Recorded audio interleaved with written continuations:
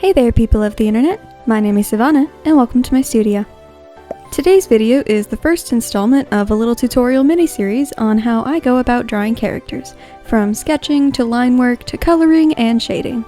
And of course I'm going to be starting with the sketching process on how I draw humans, either by freehand or using references. Now firstly I want to say I am not an expert and do not have traditional or classical training.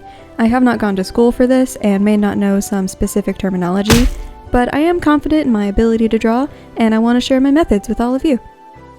I've been drawing people and characters specifically since I was probably 6 or so, and my older sister was actually the one to teach me. We used to make these paper dolls out of notebook paper and cut them out and would make various outfits for them. It may have just been something fun to pass the time, but I think that's what really got me into art.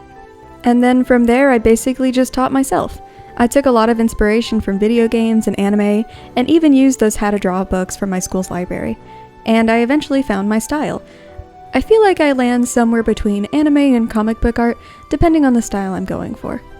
But anyway, the point is I love drawing and creating characters, and I want to share my process in the hopes of helping someone just starting out, like my 6-year-old niece, or anyone really. And if you want to see more of my characters, be sure to check out the rest of my channel. Those videos are less educational and more funny and meme-filled. I also realized that Darkrai has robot arms, like, hello, I am Darkrai. Yeah. Also be sure to subscribe for more tutorials and speed draws. So before we get started, I'm going to quickly go over the tools I use specifically for the sketching process in Photoshop on my Cintiq tablet. First up is the basic brush tool, not the pencil tool because I think it's weird. And the brush I use for my rough sketching is one that comes with Photoshop, called Kyle's Drawing Box Happy HB, at size 10 because it's nice and small, and light like if you were lightly sketching on paper. The eraser tool is pretty self-explanatory and you can use it without having to switch from the brush by using the end of the Cintiq stylus, like an eraser on a pencil. And the eraser brush I prefer is Kyle's Eraser Flat 100%, which also comes with Photoshop. The Move tool is just as it sounds. It allows you to move your drawing and even resize and reshape it. However, it moves everything on the layer you have selected, so be sure if you're using Photoshop to make a new layer so you're not drawing on the background. The Lasso tool is a fun one I use a lot, especially paired with the Move tool. With the lasso, you can draw a shape around a specific part of the drawing, to either select it for coloring, to cut it out of the drawing, or to move it and resize it with the Move tool. And lastly is the Zoom tool, which I use to zoom in on specific parts when they require more detail, so I can see what I'm doing a little bit better. It has a few specific set settings at the top of the canvas, just under the menu bars, on how much to zoom in, but you can just do it manually either by dragging the stylus up or down, or tapping the screen of the tablet. And without further ado, let's get into the drawing. For this first sketch, I start with the head in this rough-looking upside-down egg shape and create my center line for the center of the face where the nose will be. I then add some curved cross lines to show where the eyes will go. From there I make the neck, which is just 2 lines coming from the head that go into the horizontal line of the top of the torso where the collarbone and shoulders will go. Now, my method for making bodies might be different than some people's, but I just like to start with basic rough shapes to kind of allure to where limbs will be. So the torso and pelvic regions are just 2 trapezoids that can change in size depending on the kind of character you're making. And for the joints of the shoulders, elbows, hips, knees, wrists, and ankles, I just make small circles and then connect them with these 2 black lines as just a simple layout for how the limbs will be positioned. My hands and feet are usually triangles, but I sometimes make boxes with sticks coming out of them if the fingers are going to be in weird positions. I also make this little triangle in the pelvic trapezoid to know where the hips ought to go. And then once I have this light sketch down, I go over it a little darker to really define the shapes that I want and put some muscle on this skeleton. So here I just droop the shoulders a bit to make them feel more natural and give some meat to the calves and thighs with just a few curved lines before placing the ears on the head.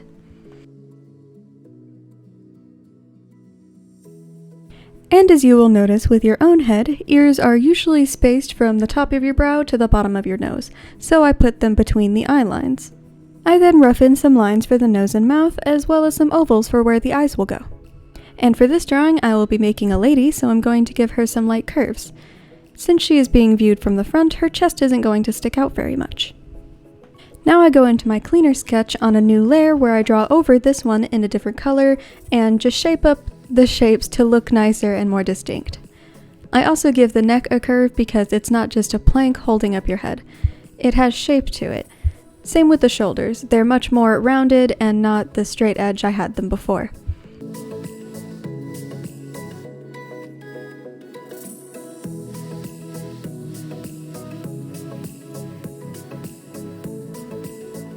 The forearms from the elbows also get more meat on them so they look less like tubes, and then I just rough in a closed hand starting with the thumb.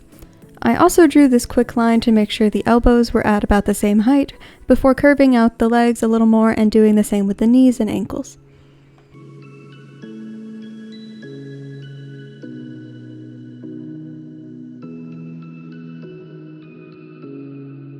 I then lightly draw where the hip bones would be on the pelvis and begin rounding out the feet and giving the ankles some edges because ankle bones stick out a bit. After that, I turn my first sketch layer off and start adding a few body details like the shape of the chest, rounding the shoulders more, and showing where the neck muscles connect to the collarbone. I then zoom in and begin defining the facial features a bit more with the first sketch turned back on for a moment.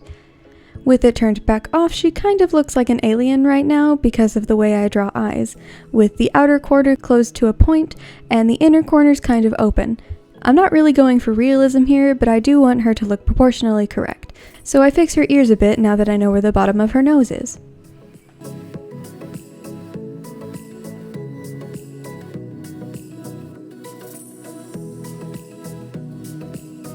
I quickly sketch in a hairstyle from where her hairline would begin, but it doesn't stick around.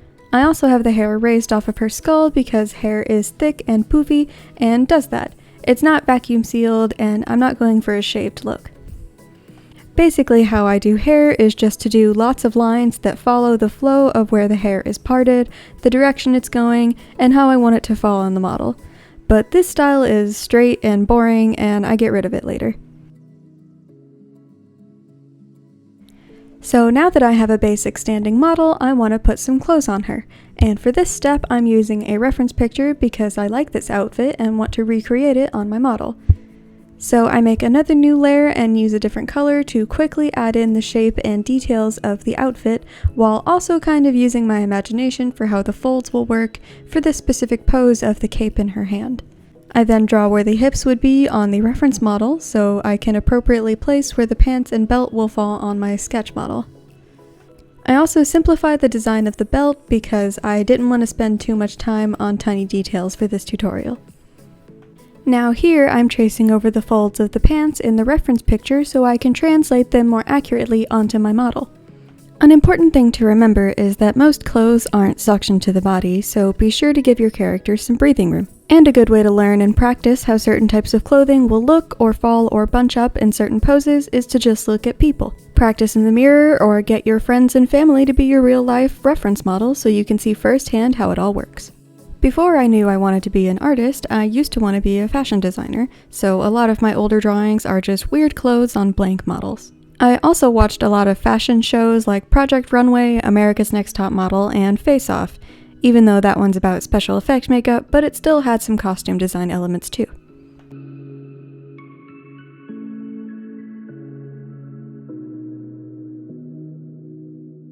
And then I got rid of the hair because it was flat and boring, redrew the head shape, and began trying to recreate the fun and flowy hairstyle from the reference model. I began with a part and just kind of felt it out as I make squiggles of curly hair. This is still just the sketch, so it doesn't have to be super detailed. I find hair to be pretty simple because you can just make a couple weird squiggly lines and be able to see the form. How you decide to fill that form is up to you, whether you want to draw every individual strand or just allude to where the thicker strands of hair would be by giving it shape with just a few lines. Now that I have the outfit down, I'm going to smooth out the body a third time without overlapping with the clothes or the hair. This is also where I begin to add more details like fingernails, knuckles, rib and hip lines, and eventually change the facial expression. Try not to be too precious with your sketching because it's all just trial and error.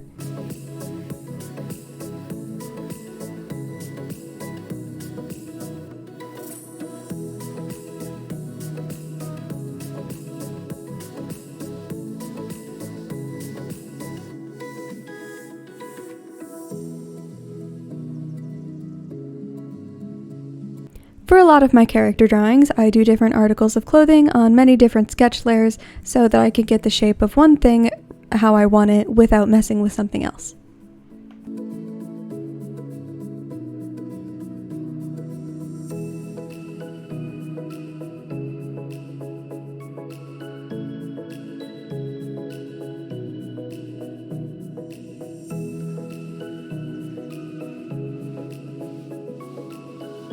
Now I'm going in to change the expression and make it softer and repositioning parts of the face with the lasso and move tools to get her to look just how I want.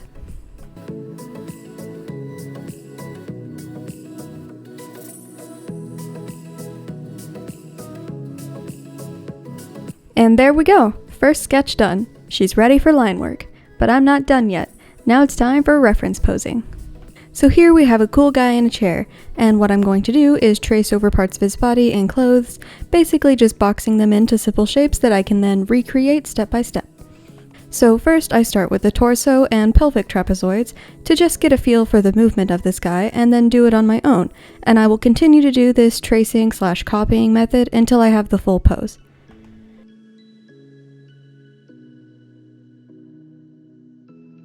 Redlining or tracing over reference pictures is a great way to learn how to do dynamic poses on your own because it helps familiarize you with the shapes and angles you need to start a pose from scratch. And you can still do this without Photoshop. You could do this by tracing a person's body shape in a magazine or boxing in these shapes in Microsoft Paint. The point is to use these simple shapes as a foundation to build a fleshed out character on top of. Your body will eventually get used to it with practice and soon it'll just become muscle memory. And don't feel discouraged if the shapes you make aren't an exact copy of the shapes that you traced. It just makes it more unique. Also, I will not be drawing the chair. This is a character tutorial.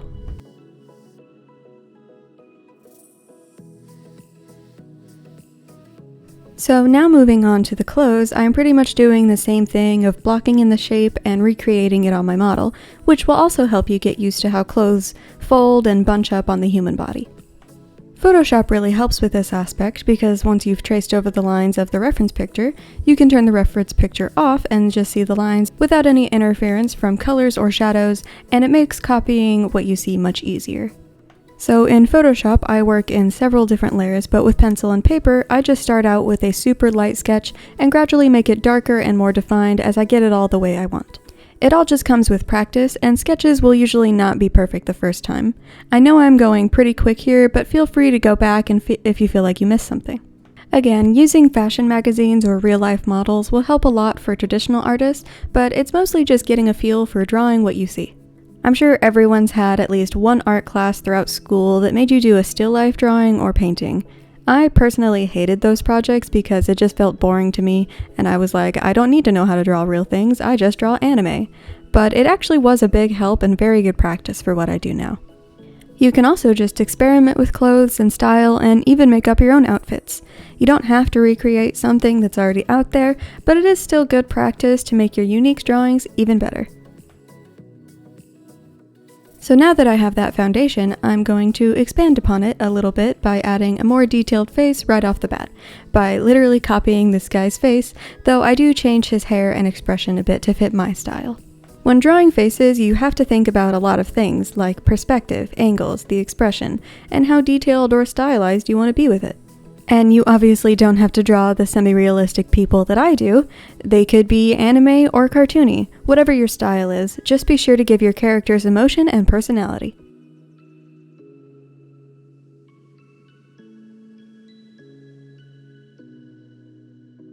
As you see, the traced hand on the left barely looks like a hand, but I can still use these lines to build upon and make something better on my model. I also didn't get the proportions perfect, but that's okay. I can just resize and reshape as I need to make the body look cohesive. And with talking about proper proportions for traditional artists, just remember that the size of your hand from your fingertips to wrist is roughly the size of your face from chin to hairline. Also be sure to remember the various joints and fingers for more dynamic poses, and practice different kinds of poses by looking at your own hand. I mentioned earlier about drawing a box with some sticks coming out of it, and that's a good practice skeleton for hands. The box is the palm and the sticks are the fingers, and you can even put circles on the ends of the sticks to indicate where the fingertips will be and how thick you want them to be.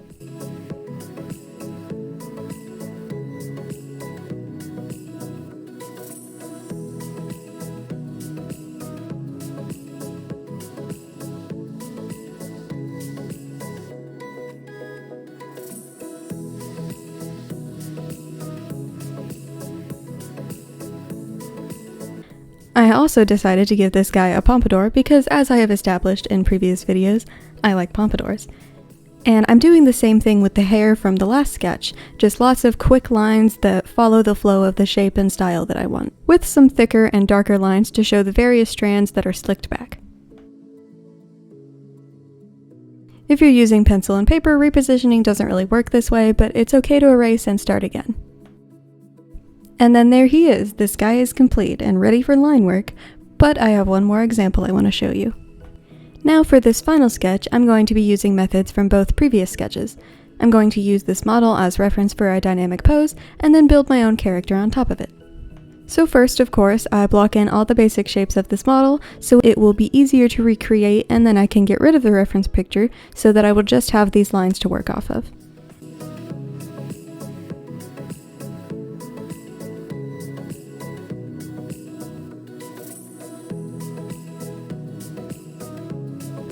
And now I begin the process of copying what I see on the left, one line at a time.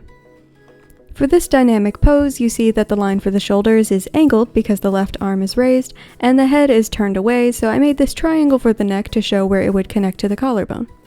And our trapezoid torso is a bit different because of the angle, and since I'm making another lady, her chest will be pointed out a bit.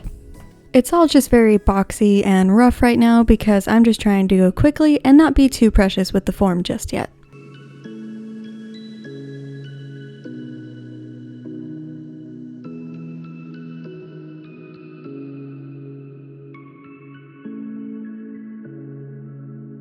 You can see as I'm doing this, the initial pose has already changed a bit, and that's good.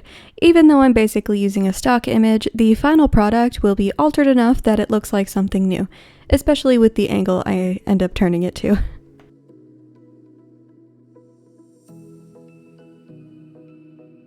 And then I go in and clean up the form a little bit more and get rid of the reference lines because I don't need them anymore.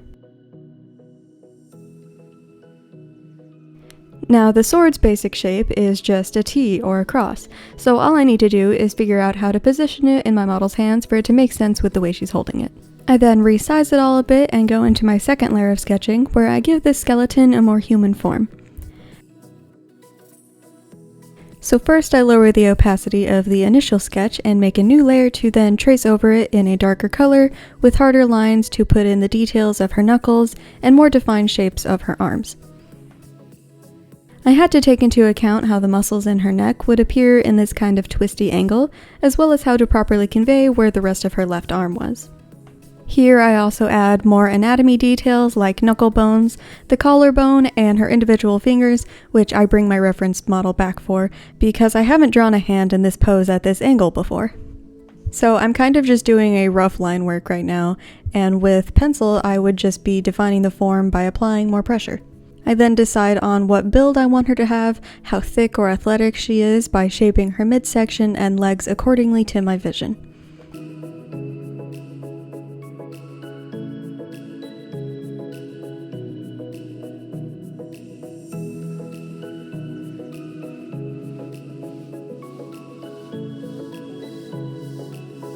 I started drawing her toes, but they felt like they weren't necessary, and I continued fleshing out the rest of her legs and hips before moving on to the shape of her head. I put these lines to indicate where the toes and heels go, as well as define the knee and make sure the angle of the foot makes sense with the angle of the leg so that they're both facing the same way. I then add some curved lines around where the pelvis and thighs meet to give it a more three-dimensional shape.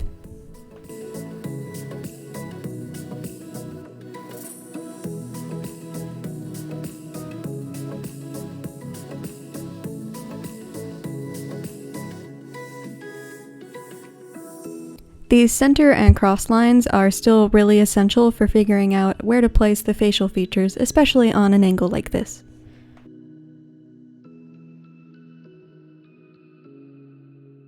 Now time to build on the foundation of the sword so it's not just a stick. For the handle, I need to make it wide enough to make sense within her closed fist, as well as give it a bit more shape with these curved lines, because it's not just a board, it's cylindrical. And then I just give it a basic pointy sword shape, which is just a very long and skinny triangle that I used a ruler for because I'm not good at straight lines. I then just erase the part of the sword handle that would be covered up by her hands before I turn the sword off to tweak a few details of her fingers.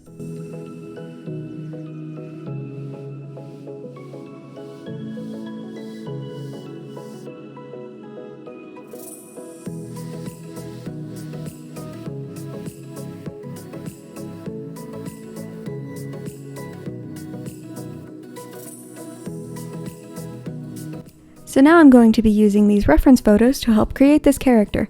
She will have this hairstyle and be in this outfit, and all I have to do is fit it to the model.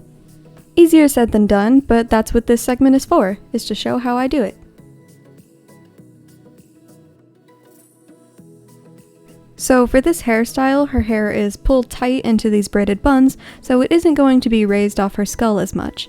And for the braids flowing down in front of her ears, I wanted to convey movement, so they're flowing away from the body and in the air, like she just dashed into this stance.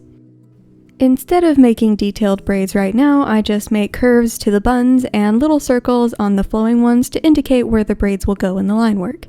If you would like me to do a more in-depth tutorial on how to do braids or hair in general, please let me know in the comments.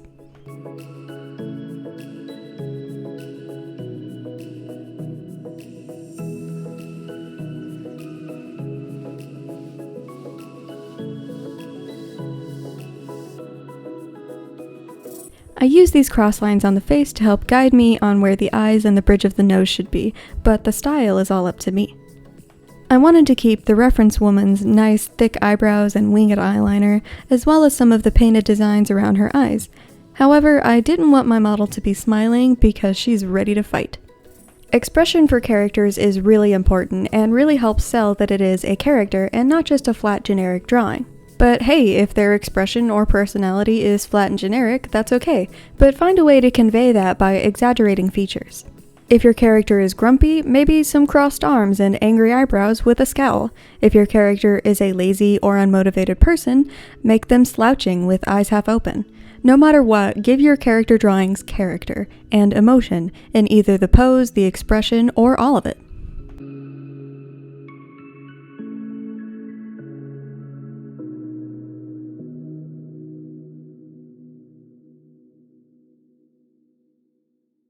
For the outfit, I kind of just felt it out as I looked at the reference.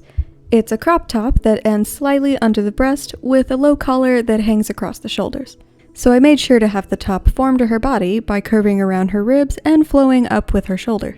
It also has large sleeves, which were a lot of fun to figure out with these arm positions, and of course I took my own liberties with it and didn't have to make it look exactly the same. But it still has these high-waisted short shorts and thigh straps and these awesome ankle boots with very tall heels, which look to be rather tight, so they do conform to her body, but I do make sure to draw them around her body lines instead of directly on top of them, as well as follow the curves of her thighs. When drawing tight clothes on a body, you never want them to start or end with straight lines. Do little half circles instead, because bodies are curved, and not made of paper like those weird paper dolls I mentioned.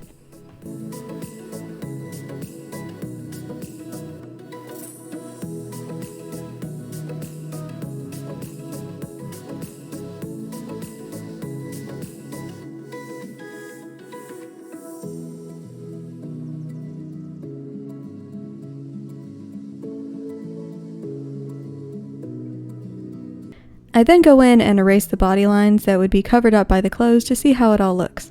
The same with the sword, I erase everything that would be behind it to give the illusion of depth to the sketch, before the line work and color take over.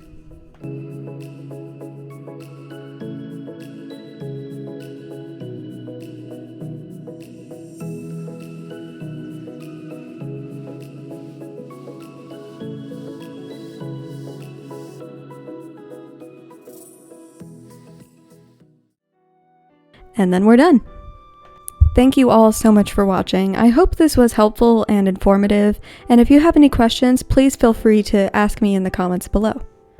If there's anything you would like me to touch on in greater detail in a future video, please let me know and I will be happy to elaborate. Stay tuned for part 2 where I move into clean line work. Also subscribe and hit the bell so you won't miss it. Take care, and I'll see you in the next one.